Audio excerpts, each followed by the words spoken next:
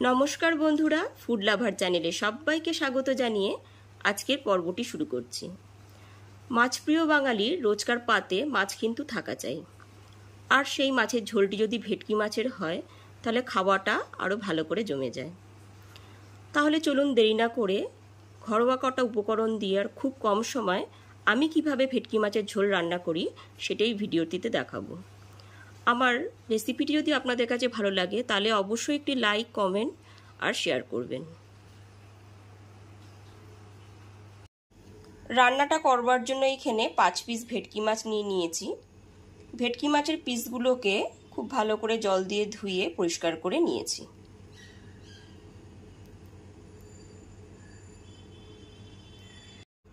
সামান্য পরিমাণ লবণ আর হলুদ গুঁড়ো দিয়ে ভেটকি মাছের পিসগুলোকে খুব ভালো করে মেখে 10 মিনিটের জন্য রেখে দিয়েছি। ইনগ্রেডিয়েন্টস হিসাবে নিয়েছি একটা বড় সাইজের আলুকে এইরকম লম্বা করে কেটে নিয়েছি, একটা টমেটো নিয়েছি, 4টে কাঁচা লঙ্কা নিয়েছি, মিডিয়াম সাইজের একটা পেঁয়াজকে এরকম টুকরো করে কেটে নিয়েছি, 4টে রসুনের কোয়া নিয়েছি আর ধনেপাতা নিয়েছি। আর মশলা হিসাবে নিয়েছি 1 টিস্পুন জিরের গুঁড়ো, 1 টিস্পুন হলুদের গুঁড়ো, আর খুব সুন্দর একটা কালার আনার জন্য নিয়েছি 1 টিস্পুন কাশ্মীরি লঙ্কার গুঁড়ো, আর হাফ টিস্পুন লবণ দিয়েছি, আর একটু সামান্য একটু জল দিয়ে গুলে কিছুক্ষণের জন্য রেখে দিলাম। গ্যাসের ফ্লেমটা অন করে একটা কড়াই বসিয়ে দিয়েছি। কড়াইটা খুব ভালো মতো গরম করে নিয়ে তাতে দিয়ে দিয়েছি 4 টেবিল চামচ সর্ষের তেল। তেলটা ওইখানে খুব ভালো মতো গরম করে নিয়েছি। এখানে দেখুন তেলটা থেকে ধোঁয়া উঠছে। এবার লবণ হলুদ মাখানো মাছগুলোকে দিয়ে দিচ্ছি।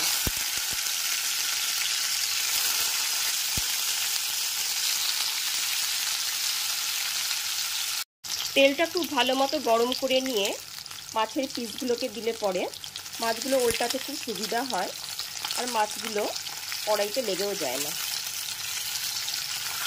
মাছের পিসগুলোকে উল্টে পাল্টে দিচ্ছি।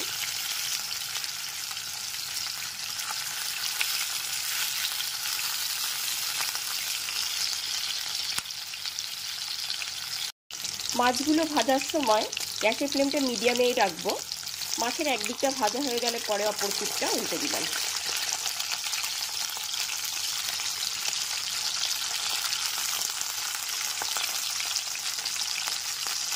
খুব লাল করে কিন্তু মাছগুলো ভাজবো না, হালকা একটা বাদামি কালার চলে আসলে পরে মাছগুলো ভেজে তুলে নেব। দ্বিতীয় ব্যাচের মাছগুলো ঠিক একই রকমভাবে ভেজে তুলে নেব। মাছগুলো কিন্তু বেশি লাল করে ভাজলে পরে স্বাদটা নষ্ট হয়ে যাবে, ওই জন্য হালকা করেই ভেজে মাছগুলো তুলে নেব। মাছ ভেজে তুলে নেওয়ার পর ওই একই তেলের মধ্যে আলুর পিসগুলোকে দিয়ে দেব। আলুর পিসগুলোকে সামান্য পরিমাণ লবণ আর হলুদ গুঁড়ো দিয়ে মেখে রেখেছি। এবার আলুর পিসগুলোকে দিয়ে দিচ্ছি। লবণ ও হলুদ মাখানো সমস্ত আলুর টুকরোগুলোকে দিয়ে দিচ্ছি। গ্যাসের ফ্লেমটা লো টু মিডিয়ামে রেখে আলুগুলোকে ভেজে নেব। গ্যাসের ফ্লেমটা লো টু মিডিয়ামে রেখে বেশ কিছুক্ষণ সময় ধরে আলুগুলোকে ভালো করে ভেজে নেব। আলুগুলো এখানে লাল করে ভাজা হয়ে গেছে। এবার আলুগুলো একটা বাটিতে তুলে নেব। মিক্সিং জারে পেঁয়াজ, রসুন আর কাঁচা লঙ্কার একটা পেস্ট তৈরি করে নেব। আলুটা ভেজে তুলে নেওয়ার পর ওই একই তেলের মধ্যে ফোড়নে দিয়ে দেব হাফ টিস্পুন জিরে আর 2টো শুকনো লঙ্কা। গ্যাসের ফ্লেমটা লোতে রেখে ফোড়নটা হালকা করে ভেজে নেব।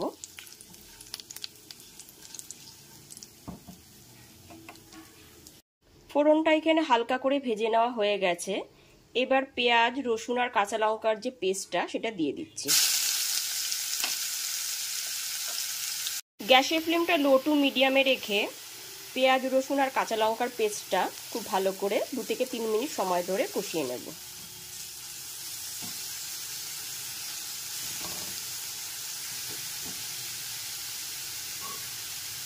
পেঁয়াজ রসুনটা খুব ভালো করে কষিয়ে নেবার পর একটা টমেটোকে কুচি করে রেখেছি, সেটাকে দিয়ে দিলাম।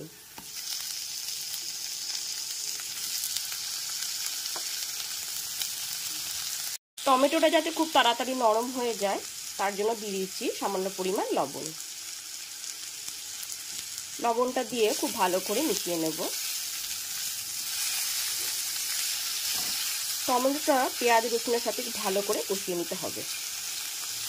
গ্যাসের ফ্লেমটা এখন আমি লো টু মিডিয়ামে রেখেই সমস্ত মশলাটাকে খুব ভালো করে কষিয়ে নিচ্ছি। টমেটোটাও এখানে অনেকটা নরম হয়ে এসেছে। এবার গুঁড়ো মশলার যে পেস্টটা রেডি করেছিলাম সেটা দিয়ে দিচ্ছি।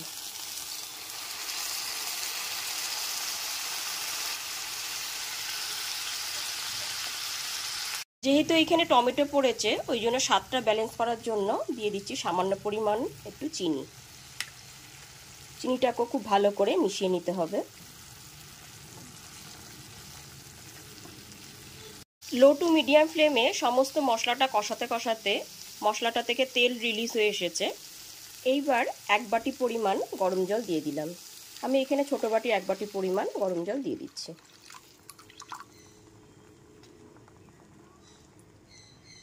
গরম জলটা দেওয়ার পর যখন জলটা টকবক করে ফুটতে শুরু করবে তখন ভেজে রাখা আলুগুলোকে দিয়ে দিলাম।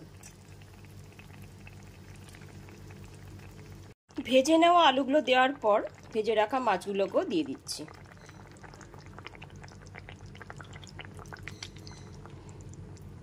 সমস্ত মাছের পিসগুলোকে দিয়ে দিলাম।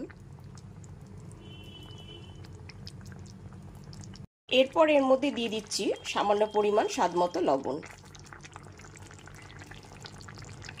লবণটা দিয়ে খুব ভালো করে মিশিয়ে নেবার পর দিয়ে দিচ্ছি 2টো কাঁচা লঙ্কা।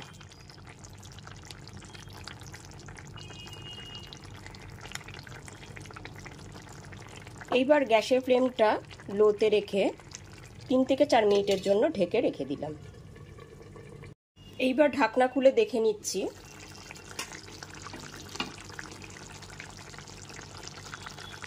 এখানে আলুগুলো সেদ্ধ হয়ে গেছে।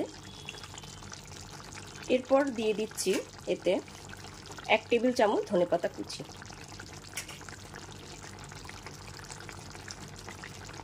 ধনেপাতা কুচিটা খুব ভালো করে মিশিয়ে নিলাম। ফাইনালি রেডি হয়ে গেছে ভেটকি মাছের ঝোল। গরম গরম ভাতের সাথে এটিকে পরিবেশন করব।